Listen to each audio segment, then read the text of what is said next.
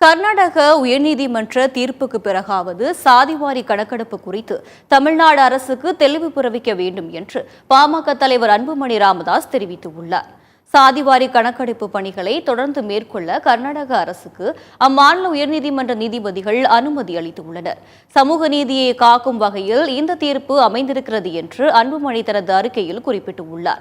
இதுவரை 4 மாநிலங்களில் சாதிவாரி மக்கள் தொகை கணக்கெடுப்பு நடத்தி முடிக்கப்பட்டுள்ளது என்றும் பல மாநிலங்களில் சாதிவாரி மக்கள் தொகை கணக்கெடுப்பு நடத்தப்பட்டு வருகிறது என்றும், ஆனால் தமிழகத்தை ஆள்பவர்களுக்கு மட்டும்தான் சமூக நீதியும் புரியவில்லை, சாதிவாரி கணக்கெடுப்பின் தேவையும் தெரியவில்லை என்று அன்புமணி கூறியுள்ளார்.